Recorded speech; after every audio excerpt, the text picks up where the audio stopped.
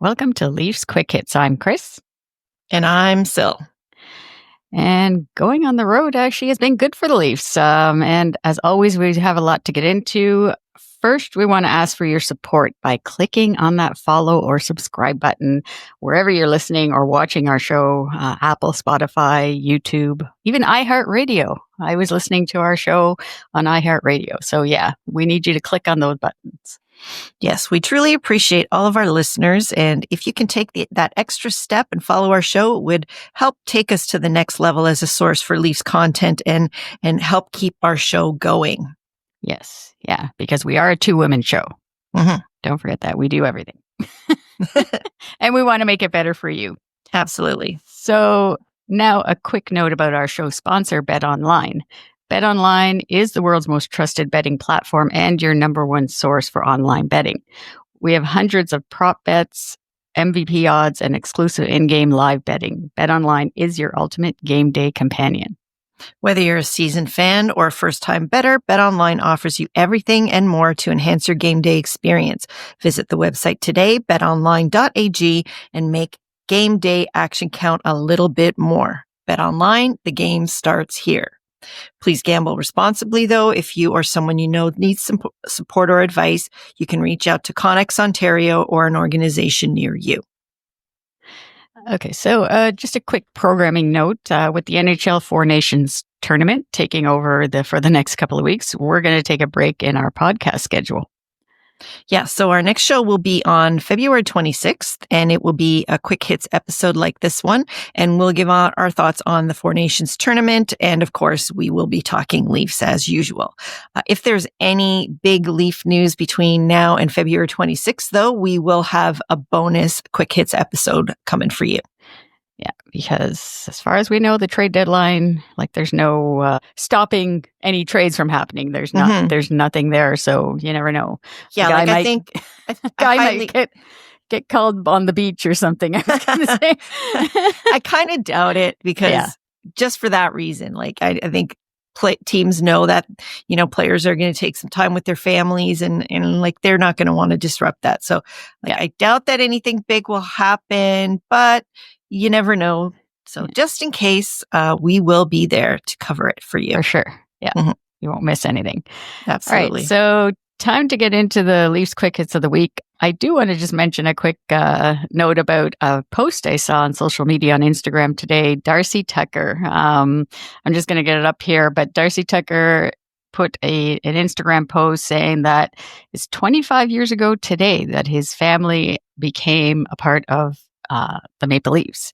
And words can't describe the journey with great teammates, coaches, trainers, and amazing fans. Proud of our Maple Leafs alumni. Go Leafs, go. I just love that. I love when the alumni, you can tell he bleeds blue, and he obviously works for the Leafs too. He's a community ambassador, that sort of thing, but still, I just love that. So today we're recording on Sunday. So today's 25 years ago. Wow. That's and he sure was a big add to our team at that time. And I think, there's still a lot of players that, we evaluate against the passion and intensity and, feistiness that he showed on the ice for us during that time in the 2000s. Yeah. So definitely he became a fan favorite pretty quickly. For sure. A lot of photos of him with that grin on his face. Grin or growl? Or I don't growl. know. Yeah. Growly grin. Probably growly grin. Growly grin, yeah. All right. So the week started off, I guess, with fans booing the U.S. national anthem in Canadian markets. I don't know. So we're just going to give our thoughts first on, do you think the anthem should be played at NHL games any longer? What do you think? What's your...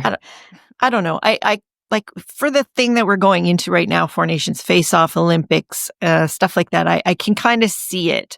Do I think it's super important for us to continue to do it? Maybe not, but it is tradition. And during moments where you really want to pull the team together, when I notice it and really love it is during the playoffs, for example. Yeah. It does bring, especially when we're playing against an American team, for example, it does pull the fans and the team together, and it's a way for us to show our appreciation for our game, our country, our team. It's another way to show our passion that way. So, Don't you I don't remember know. too, like even the thing that brought me back to, again, I'm more traditional, so I like to have it. Yeah. Mhm. But I just remember at the gardens, remember the guy with the sparklers. Sparklers, yeah. Mhm. Like during the national anthem, this guy brought in sparklers. Yeah, you'd never be able to get away with that now, but No. but And at that time, he gave them out to everybody in the section, Mhm. like for the couple of rows anyways, obviously not all the whole section, but we ended up, and during the national anthem, we'd put the sparklers on. Memories like that, I mean, they're not going to happen now. Obviously, you can't do that in today's day, but I don't know. It's just something, like you said, brings people together. It's a tradition. And I actually checked with my sister because she works in a school. I thought they actually removed it from the schools, but they haven't. Right? They have, at least in the school board that she works in. But she said like they still do the national anthems in the morning, because I'm like, when else are you going to hear the national anthem? Right? Like hardly. Well, I mean, that's exactly it. I mean, if you remove it from these types of events, then you're like, it could be a completely lost thing. Yeah. So in that regard, I kind of like it. With the booing, I'm not really so keen on the booing part.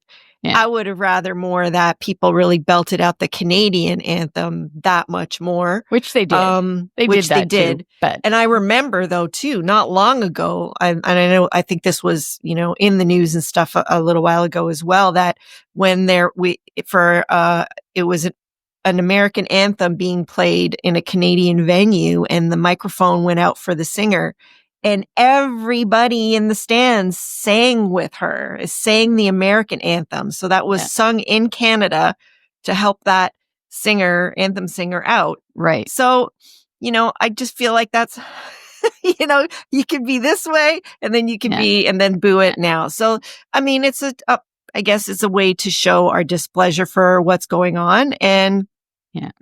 And in this regard, like the anthem is a galvanizing point. It's bringing people together. It's bringing out that national pride for Canada. And so now more than ever, it's like super important. Yeah, it'll be interesting now too with the Four Nations, how it goes in Montreal and Boston. With the anthems, but Well, I mean, Americans have absolutely no reason to boo the Canadian anthem, whatever. Except I don't know, and I don't think. Unless it's a retaliatory boo, which then that just starts to get really ridiculous. Yeah. So, and it just depends on how the games go too, sort of thing, right? Like if it actually gets real heated, which I don't know. It's going to be interesting, this Four Nations tournament. But, well, I mean, it's the initial experiment, so we'll see how it goes. Yeah. All right. But let's get into Leafs now.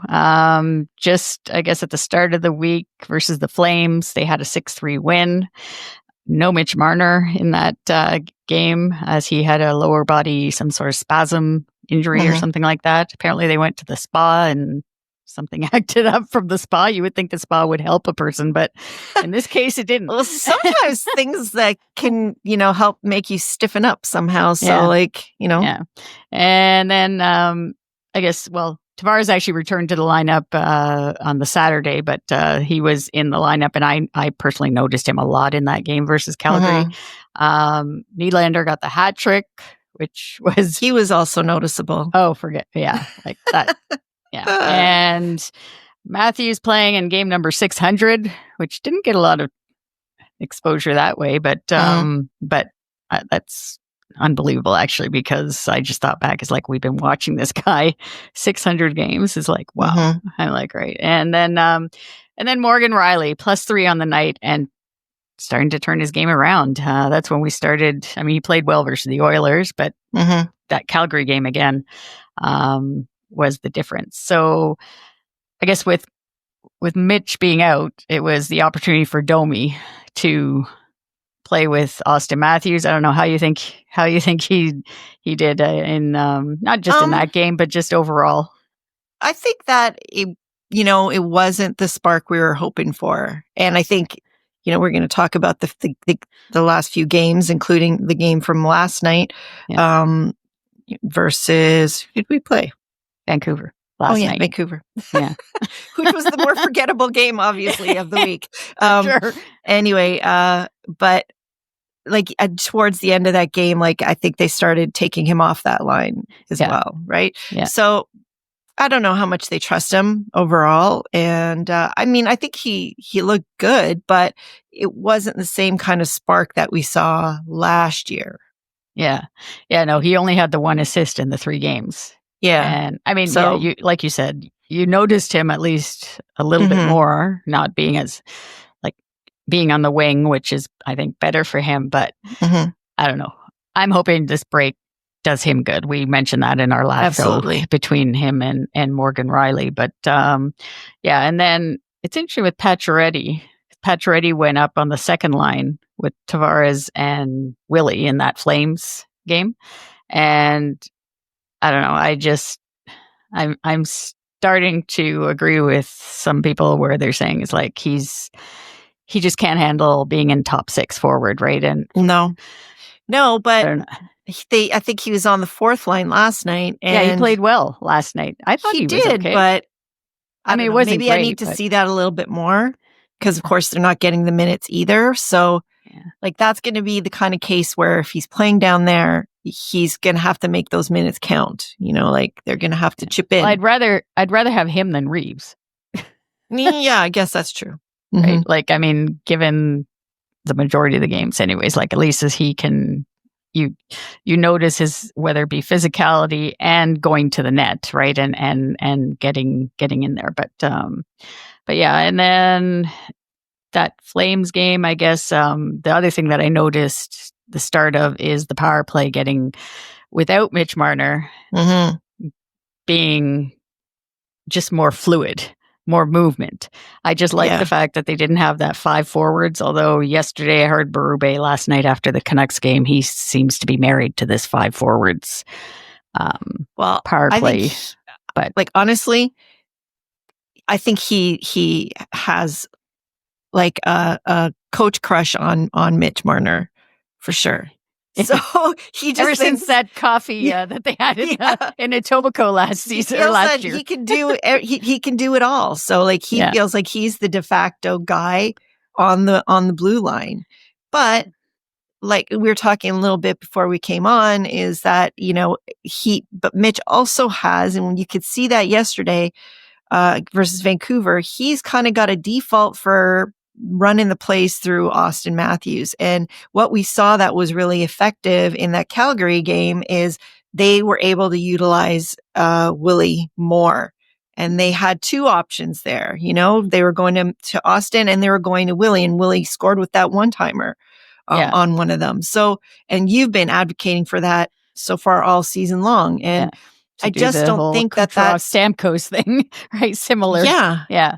And I kind of feel like, when Marner is the quarterback, most of the time he's feeding stuff through Austin Matthews because it's probably not even necessarily conscious. It's just this unconscious bias because they have this chemistry and they're used to, like, even at the end of warm-ups, they're passing the puck around, like they're playing off each other all the time. So I just think that's his de facto move is to utilize wherever he is first and foremost. And I kind of feel like they need to make that more balanced. And we saw that it worked in that Calgary game. Yeah, and I do think too it got Rielly's game going too a little bit more. Say that was probably the best game Morgan Rielly had of the week for sure versus the Flames. He was a +3, I believe, in that game, and it was just he was on the power play, and that's really, and he was skating, like rushing the puck up the ice like we always see him, and knowing when, like, trusting his instincts basically, and knowing that I guess that being paired with OEL, Oliver Ekman-Larsson, seems to be working a little bit better now. Yeah, absolutely. The last few games. And so anyways, we'll see how that continues now they got the break. So let's go on to this Kraken game, this 3-1 win Yeah, we got so there. that was another good game, but obviously the highlight of that was the return of Stoli, the goalie, who's out since December 12th, and he made 26 saves and gets the win and has a record now of 10-5-2 on the season. Also, Bobby McMahon figured prominently in that game with another goal, 3 games in a row. And I saw some stat too that he's like one of only like 3 guys that have scored like in 5 road games in a row for the really? Leafs. Yeah, Oh, wow. Austin obviously is one, and I can't remember who the other one is. I'll have to look that up. But yeah, so he kind of is like, in rarefied air there. And he's just continuing making a statement this season. And of course, also Mitch Marner was back, and he had career assist number 500, which is putting him in really good company as well. Oh, so, for sure. Yeah. That's incredible, actually. That's already really incredible. These guys are still pretty young. Yeah. But the I guess Stolarz was the main thing. There's no rust on his game, that's for sure. No. Like, my God. I love that he's such a perfectionist. Like the stories that came out about how really he was medically cleared to come back earlier, but he's watching tape of himself in practice and feeling that his angles were not quite where he wanted them. So he wanted another couple days to kind of fine tune those before coming back. I mean, he's like a scientist, like that's somebody who is like, looking at the data, and I just love that. He's just basically both he and Wall are all about that, continuous improvement. And I just love how he personally analyzes his game that way, anyways, and it shows. Like, he was amazing in that game. Yeah. And the other thing, I guess, from that game, I guess, was the first game that Berube put together Nylander, Tavares, and Marner. And I don't know. I didn't like it. It didn't have. I mean, it's only one game. At least he stuck with it, mind you. And he stuck with it for most of the game versus the Canucks, but last night. But they were like on Thursday night though versus Seattle. They were like banging into each other at one point because they all wanted the puck. It was almost, and that's the problem. They all want the puck, right? They all and and it's just like, I don't know. I just don't think that's going to work. But the whole problem is that with Domi there, like, you're trying to get him going so that they can have some sort of cohesiveness throughout the lineup and like some scoring and all in the lineup. But I just think, I don't know. I think the trade for a better third line center is going to help to balance it out better, so that Willie can not necessarily be on, like, named as the third line. It would be the third line, but if he has somebody quality, not Pontus Holmberg, to play with at center, that he can drive that line a lot better, and we can have the 3 lines scoring. Well, I have to say though that it could work between Tavares, Mitch, and Willie, but that's where the coaches have to come in and get them to buy in. Like, that's what's missing, because all of those guys are talented enough that if they bought into the roles and what's expected of them on that line together, they should be able to pull it off. So what I'm thinking is, if they're bumping into each other and all of that, then they all want the puck, then that's what's missing is actually buy-in for what they need to accomplish there. Yeah. I mean, I don't know. We'll see what happens during obviously they got the break now, so they only stuck with it. I guess the third period they changed. He put up Marner there last night versus the Canucks with Matthews. And because nothing was But I mean, happening, maybe he will go back to it, because, that's kind of what teams that have guys like this do, is that, they separate them, but when they're down and behind and they need something, they put them together, Oilers do that all the time. Like, in the pinch, they'll put together, Draisaitl and McDavid. Chicago used to do that. Taves and Kane were on different lines, but when they needed something, they would put them together. So maybe that's what he's trying to do now. Yeah. I don't know. We'll see. But Anyway, moving on to the game where we needed something to happen. Yeah. That's versus the Canucks. Canucks. It's funny. It went back to being the one goal. I guess like they lost 2-1. And in actuality though, like, I don't know, a lot of people were like going off saying like it was a brutal game by the Leafs. But I thought to myself, that's brutal. Like that's pretty good, actually. The fact that they only lost 2-1. I mean, Joseph Woll played well in goal again, right? There was no fault of his for any of the goals, but for either goal. But I just again, it comes down to that Nylander, Tavares, Marner line. I guess I don't know. I don't like the combination right now. You're saying for me, you're saying give it a chance a little bit, which is I would say that I say give it a chance a bit more. But the coach Berube needs to have a talk with them and say, look, this is what we need from each of you playing together. Work it out. Because I just think back to, some of the things that Pat Burns used to do. All of those guys, they bought into that. Yeah. They weren't necessarily always playing on the line or with the players they wanted to play with, but they got the job done. So that's true. That's what it's going to take. Mark Osborne said when we had our 100th episode last season, he said like he was excited when they were going to put him up with Dougie or to play with, or he mentioned like, Pat Burns said to him, can you play left wing or whatever? I can play wherever if I'm going to play with Doug Gilmour. Right up the lineup. But yeah, so anyways, they'll have to work it out. The other thing that was good, I guess, from the game versus the Canucks was Matthews. Got an assist on Morgan Rielly's goal. Matthews has no goals, but he has seven assists on the road trip. So 7 assists. For me, he's actually showing more to be like a Selke Trophy nominee. Well, actually, that was mentioned last night too. Did they mention that? Yeah. Yeah. I didn't. Yeah. He's looking like a real Selke candidate. Yeah. At least to be nominated for it. And I don't know. His game is just a little bit different that way. And he has. We need him scoring, obviously. Hopefully in the end of the season, like that ramps up. But I mean, if he's.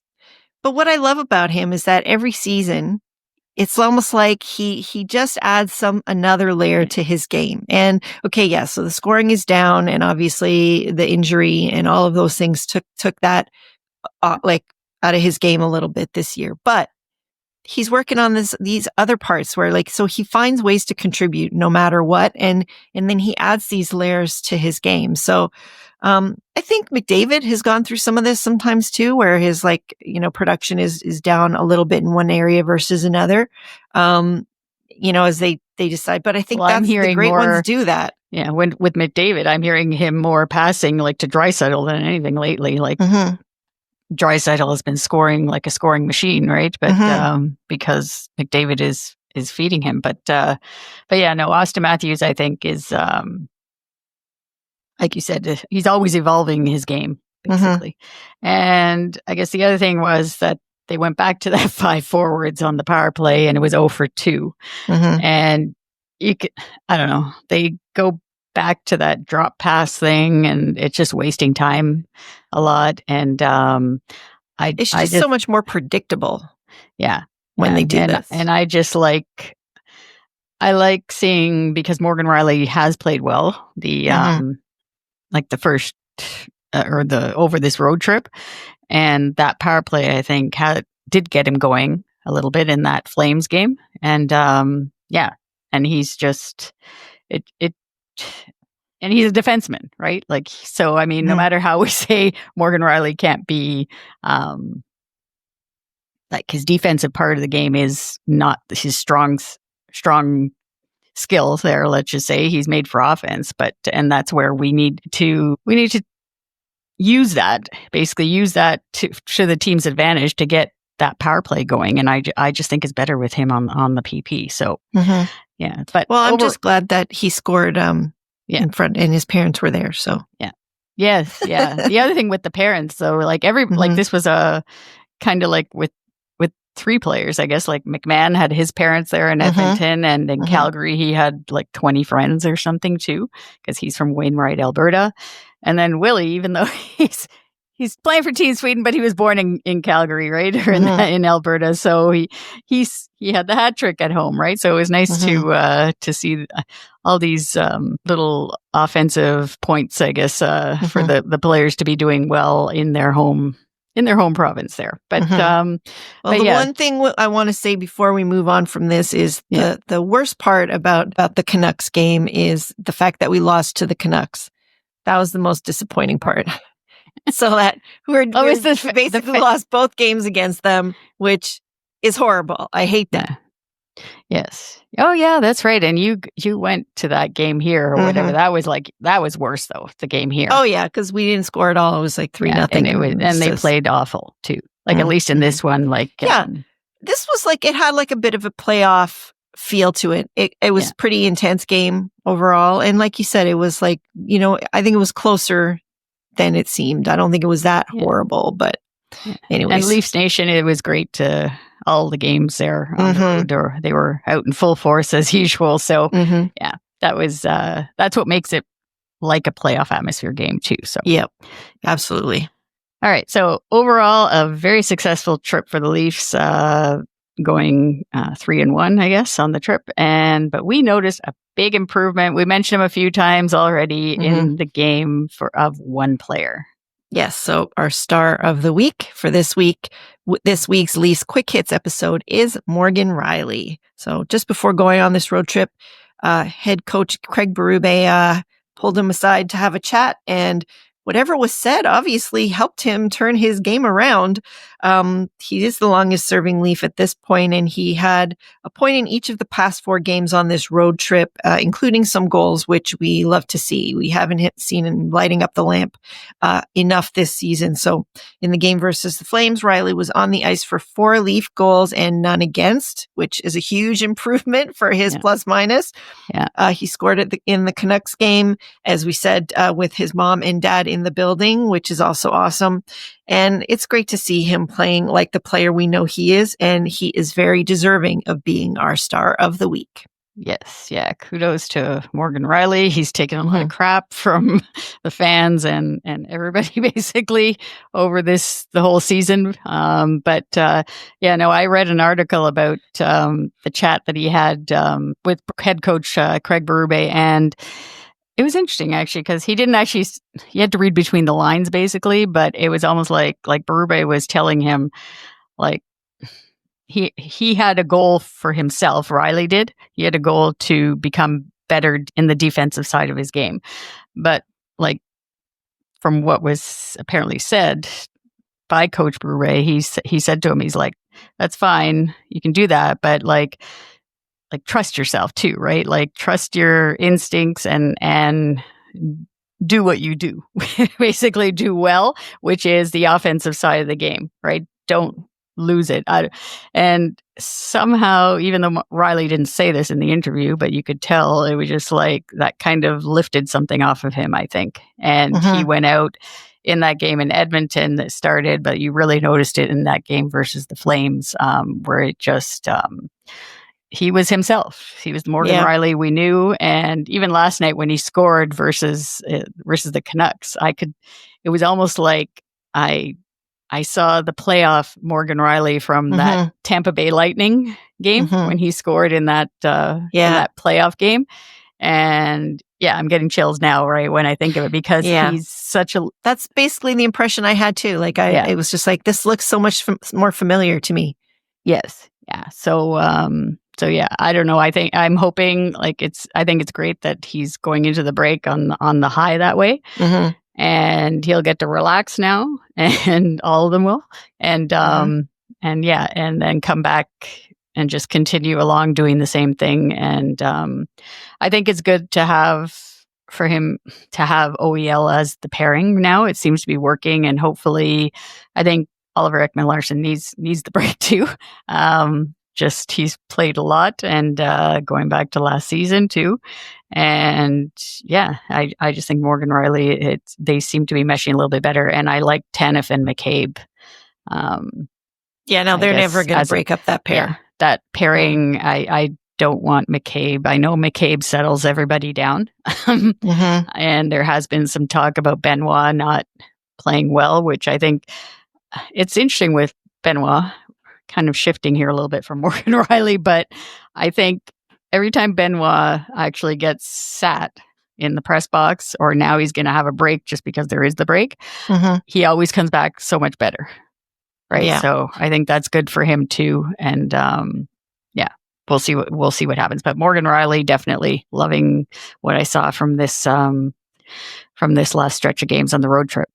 Yeah. So hopefully he will continue that. And like you said, going into the break, coming off of these 3 games where he really played well, is probably going to be good for him. So, all right. So let's move to wrapping up, and we're going to talk a little bit about what's coming up.